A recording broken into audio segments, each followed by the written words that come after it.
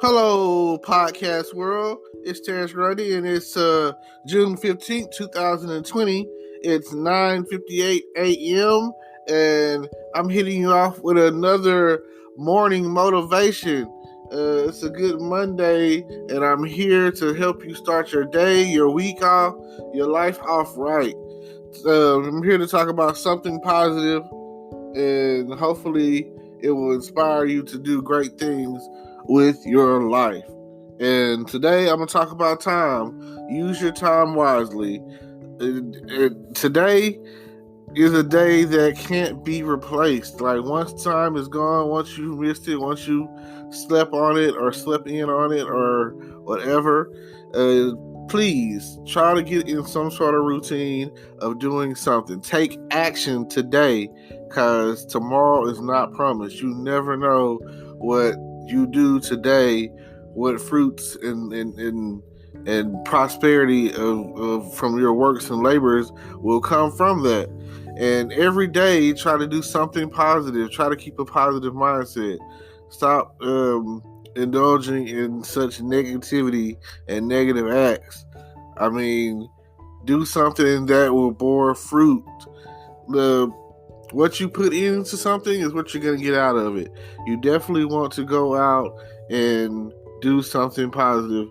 Make use of the time that you are given, because when you don't use the time and you say, oh man, where has the time gone? And you're not planting seeds in your life that's going to bore fruit to the point where maybe your finances or your mental health or your physical health, it's called the compound effect. They say that if you do at least 10 push-ups every day, then it'll compound the efforts of like doing multiple push-ups. It'll be like, how can I put it? You do 10 a day, you will see the results. That's like, and then you'll go from that as a practice to upping it. 10 today, 20 the next day, 30 the next day, and so forth, if you can. But if you can't, just start off with doing 10 a day, and I promise you, you will see a drastic change. Like, you've got to plant those seeds. You'll start seeing your arms form and your muscles form and your stomach tighten from not just doing push-ups. And then they say do like 10 sit-ups a day, 10 crunches a day. Do something of that nature so that the compound effect will take form. So that way you can see that this is what I'm getting out of this. This is working for me.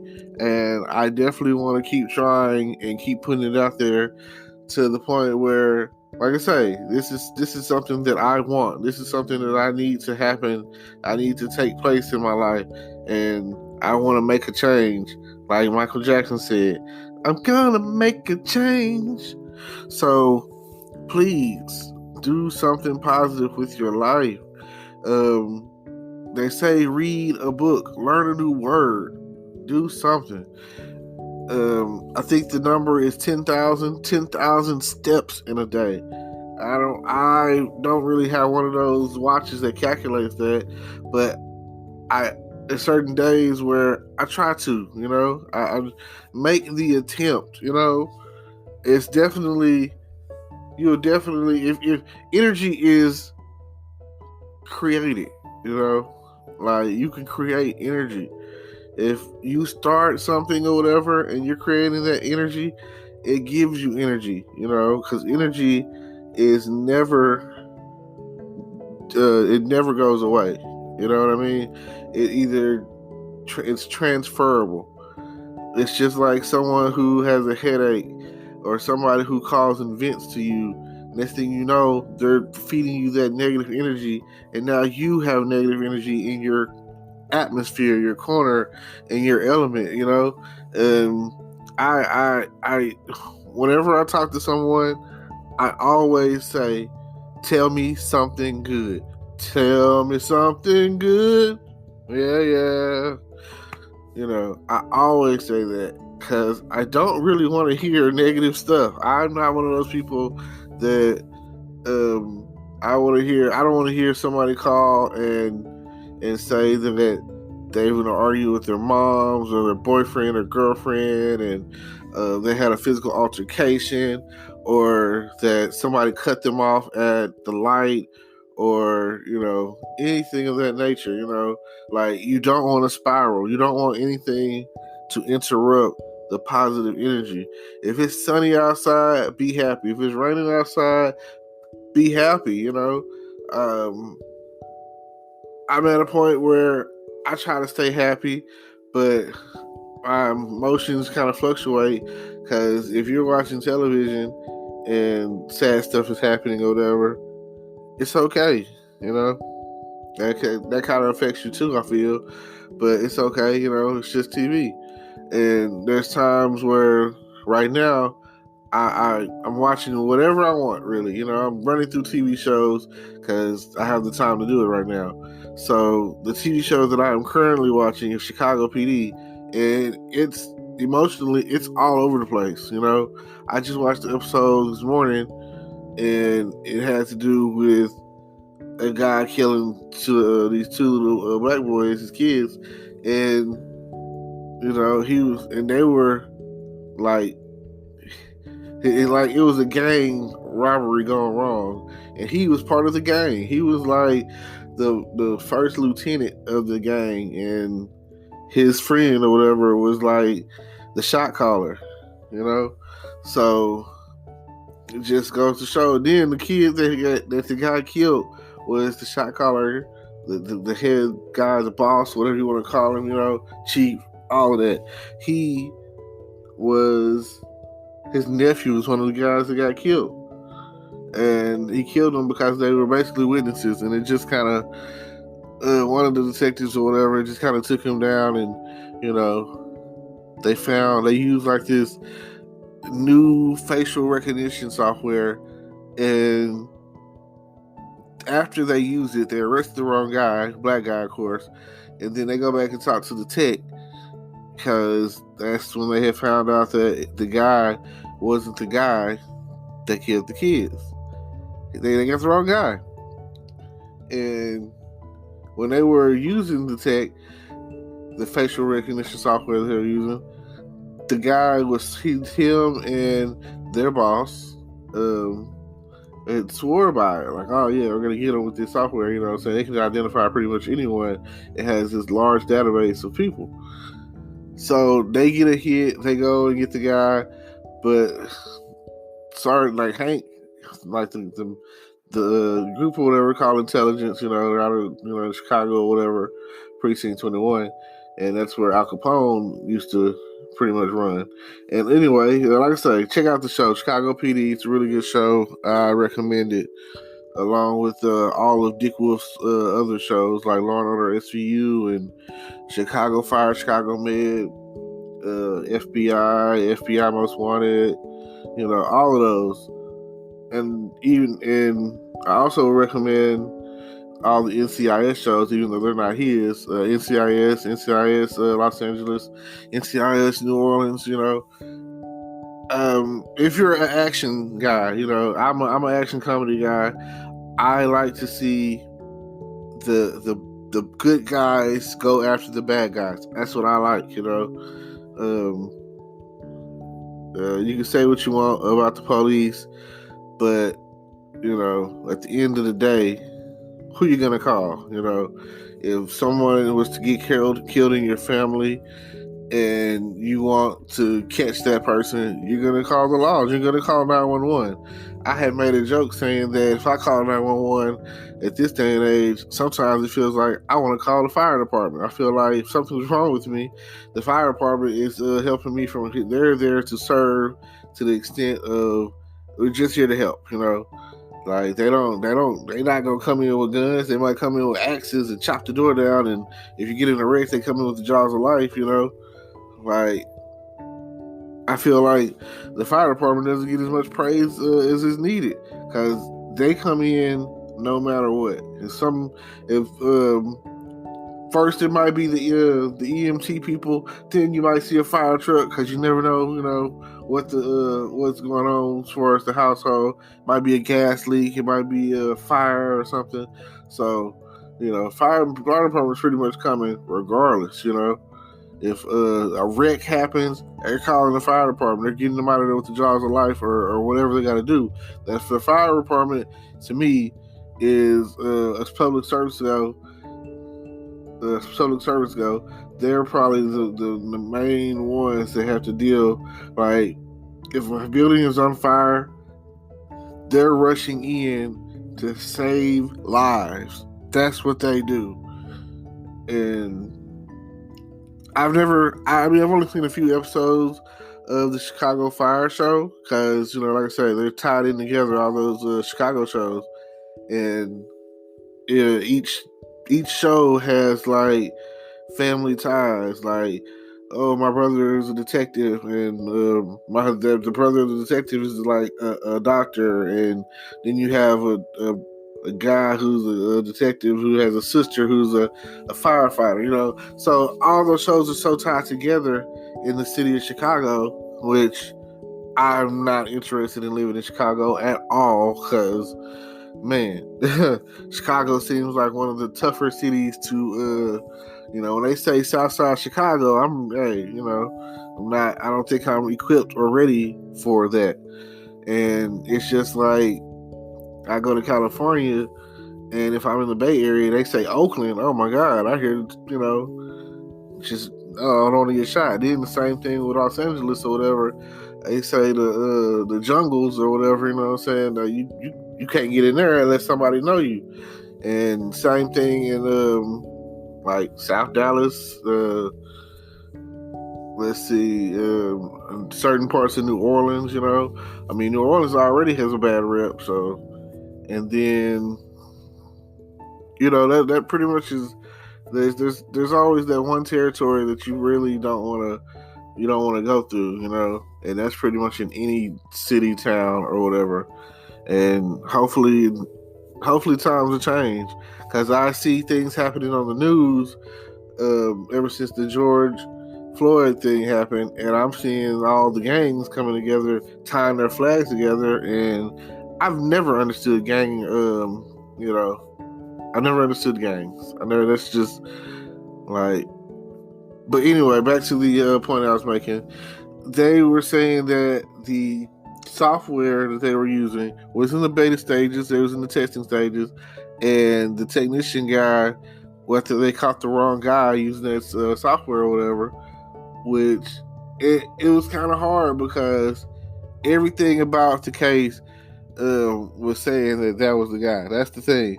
First, he was in the area at the time. Then it's like he had a green duffel bag. That's where that's what the guy used to get the stuff out of the apartment. Out of the house.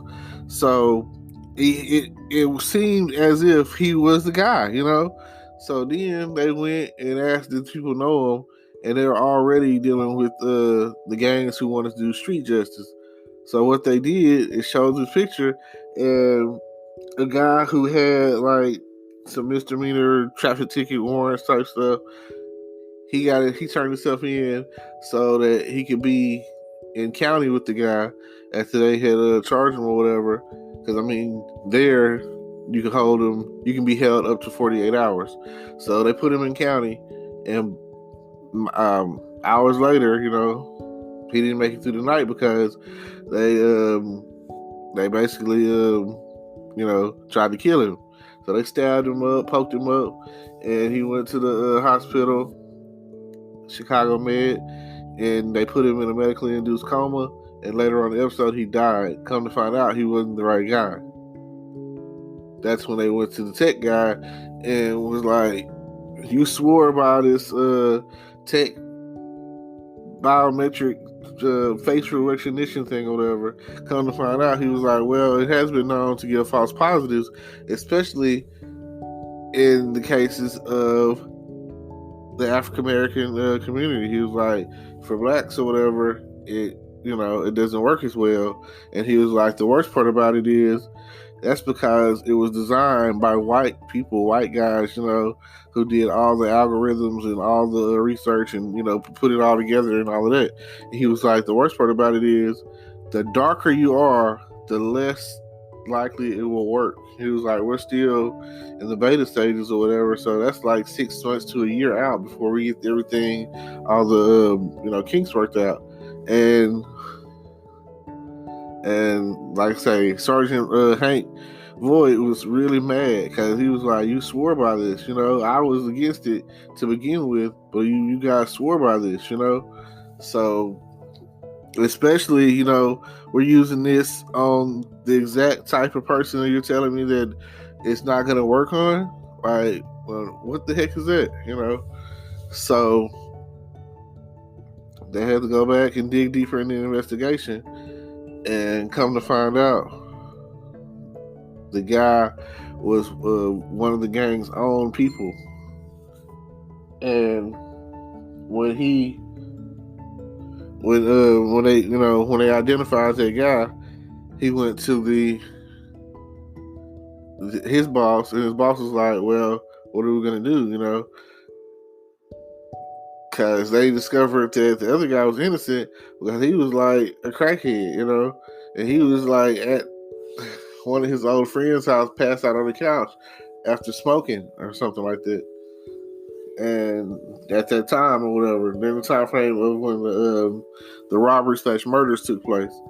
So it just, like I say, shit hit the fan. It just hits the fan, goes everywhere. So he goes back to talk to his boss and talks about what are we gonna do? We've already, like, this guy's dead because of us, and he wasn't even the right guy. So then he goes and he talks to Hank goes and sets it up to where they get street justice. And in some cases or whatever, that's just about as good as it's gonna get. That's probably better than it's probably like street justice or whatever, street justice with vigilantes. Like, we have Batmans out there, and he I don't know. Anyway, street justice is this, and this is what happened. He talked to the head guy and told him, well, first he told the lieutenant guy who actually did it that, oh man, it's one of y'all's people, you know what I'm saying, watch out. So he was like, so next thing you know, he goes and he moves the guns and drugs and money or whatever that he had in the green duffel bag. So he moves it, puts it in the trunk. The police get a hold to it, and he meets up with the head guy and was like, yeah, this is who did it, lieutenant, because they took pictures and everything. And later that night, he was like, we're going to take care of it, So he comes around, and next thing you know, they just start beating his ass. They jumped him and everything. And I mean, he knew what he was doing, right? So, but the guy deserved it. So next thing you know, like, they beat him and threw him in the trunk of a car, and then they drove off. And then the next morning, they found him somewhere in the park, I guess, the grass or wherever he was at. And, they had the white sheet over him, and one of the detectives came and looked at it and was like, yeah, that's him, and walked off. At the same time, the superintendent of police was talking about how well the software and the program worked, the facial recognition program worked, and how in the upcoming years they'll be using it. So, politics, right? It's all a lie. Somebody's always out there to cover their ass. CYA, cover your ass. And you just never know what political views that they have and what agenda they have. And hopefully at the end of this year and the beginning of next year, it'll be no more Trump. I can't tell you who to vote for, but I can definitely tell you who not to vote for. Oh man, if you want things to get worse or be worse like how they've been for the past 4 years, making America great again, as they say, then do what you want to do, right? I can't stop you. I can't tell you anything, but I can say a few things, and it's for the things that I've heard to be true about Donald Trump. I just can't believe him not getting impeached. That right there will kind of make the party look bad. Oh man, they won't want to deal with us, our Republican Party, for a while because we let this fool come in here and mess things up after having a good president for a good 8 years. So yeah, it's crazy. And then you just never know. I would like to say this. Don't forget to look at my descriptions and click on my links to see what I got going on. Like, comment, subscribe on my YouTube channel. Subscribe to the podcast channel and any other channels out there that are streaming. Spotify and Apple and whatever I got going on.